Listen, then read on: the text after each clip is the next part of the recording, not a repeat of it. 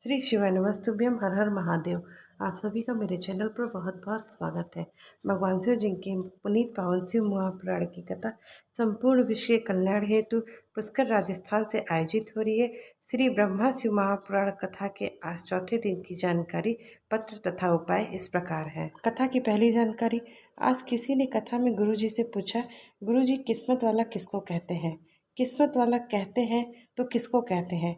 गुरु जी ने कहा, बहुत सारा जिनके पास धन होता है उसको किस्मत वाला कहते हैं, जिसको पास बहुत सुंदरता मिल गई है उसको किस्मत वाला कहेंगे, जिनको 3-4 बेटा बेटी हो गए हो, 2-4 बिल्डिंग बन गई हो, 2-4 गाड़ियाँ आ गई हो, होटल दुकान जमीन पेट्रोल पंप हो गया है, उसको किस्मत वाला कहेंगे। तुम्हारे पास में 1 लाख का मोबाइल है, तुम किस्मत वाले नहीं हो। किस्मत वाला किसको कहते हैं? शिव महापुराण की कथा कहती है कि जो मनुष्य या शरीर पाकर उसके मुख से राम नाम कृष्ण नाम शिव नाम निकल जाए उसको किस्मत वाला कहते हैं। भाग्यशाली उसी को कहते हैं जो शिव नाम में डूबा है, जो शंकर की भक्ति में डूबा हुआ है। ये संपदा, ये वैभव, ये धन दौलत, ये सुख कोई इकट्ठा कर लेता है पर किस्मत वाला नहीं कहलाता। भाग्यशालियों में भी भाग्यशाली 3 प्रबल भाग्यशाली हैं। पहला दशरथ जी महाराज, जिनके घर में राम जन्मे। दूसरा भीष्म पितामह, जिन्होंने भगवान कृष्ण को बचपन से जवानी तक दर्शन किए। और तीसरा गिद्धराज जटायु, जिन्होंने अपने प्राण भगवान राम की गोद में त्यागे। बढ़ते हैं कथा की अगली जानकारी की तरफ। आज की कथा में गुरु जी ने सावन में किया जाने वाला 2 उपाय बताया है। यह दोनों उपाय आपको 2 लोटे जल से करना है, जो कि इस प्रकार है। 12 महीने शंकर जी को 1 लोटा जल चढ़ाए, पर सावन के महीने शंकर जी को 2 लोटा जल चढ़ाए। 12 महीने 1 लोटा जल चढ़ाए, पर जब सावन हो आए तो उस समय अपने हाथ में 2 लोटा जल लेकर शिव जी को चढ़ाना चाहिए। भले 1 लोटा के ऊपर दूसरा लोटा लेकर मंदिर जाइए। मंदिर में दोनों लोटा लेकर पहुंच जाइए और दोनों लोटा की धार मेरे महादेव को एक साथ समर्पित करें। दोनों लोटों की धार एक साथ। अब यहाँ पर थोड़ा सा ध्यान देने वाली बात है कि जलाधारी का जो मुख होता है वह उत्तर की ओर होता है।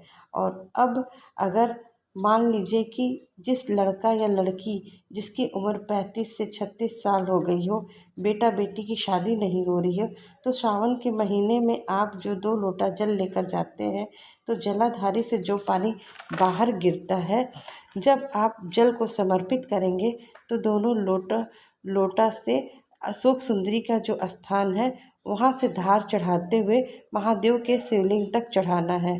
जिन बेटा बेटी की उम्र हो गई है और विवाह का योग नहीं बन रहा है, बहुत प्रयास कर चुके, तो श्रावण के महीने का नियम 2 लोटे जल लेकर महादेव के सावन में जाइए। यहाँ अशोक सुंदरी वाली जगह से दोनों लोटों की धार एक साथ चढ़ाते हुए प्रारंभ करिए और धीरे धीरे करते करते भगवान शंकर के शिवलिंग तक ले जाकर छोड़ दीजिए। ये सावन के महीने में अगर आपने मात्र 7 दिन भी लगातार ये धार महादेव पर चढ़ा दिया है तो महादेव की कृपा से 3-4 महीने में ये सूचना आपको प्राप्त हो जाएगी। और सावन के महीने में किया जाने वाला दूसरा उपाय जो है इस प्रकार है। यह उपाय रोग मुक्ति के लिए किया जाता है। डॉक्टर ने जब कोई बड़ी बीमारी बता दी, ऐसा आपको लग रहा है कि शरीर में कोई बड़ी बीमारी आने वाली है, डॉक्टर को दिखाने जाओगे तो बड़ी तकलीफ आने वाली है, बड़ा रोग इस शरीर में आने वाला है, तो सावन के महीने में 3 जगह बेलपत्र चढ़ाएं। पहला अशोक सुंदरी वाली जगह पर, जिसकी डंडी का मुख जहाँ से पानी गिरता है उसकी तरफ हो, और वहीं पर दूसरी बेलपत्र पार्वती जी के हस्तकमल जो जलाधारी है वहाँ पर, और उसकी डंडी का मुख अपनी ओर। और तीसरा बेलपत्र शिवलिंग पर, बेलपत्र की डंडी का मुख हम जहाँ बैठे हो ठीक उसके विपरीत, अपने विपरीत डंडी का मुख हो। बेलपत्र चढ़ा देने के बाद 2 हाथ में जो लोटा है आप उससे बाबा को इस 3 जगह पर धीरे धीरे जल समर्पित करिए और थोड़े से जल का आचमन करके आइए। जिंदगी में कोई बड़ी बीमारी परेशान नहीं करेगी। कथा में पहला पत्र ज्योति सोनी का भीलवाड़ा से था, जिसमें उन्होंने लिखा था कि 1 लोटे के महत्व का मैं क्या वर्णन करूं गुरुदेव। मेरे ससुर जी को कैंसर हो गया था, सब जगह दिखवाया, डॉक्टर ने ऑपरेशन को कहा, पर कीमो को कहा, थेरेपी का कहा। ससुर जी की उम्र भी थी, गुरुदेव डॉक्टरों का कहना था कि ऑपरेशन के बाद भी कैंसर का ठीक होना मुश्किल है।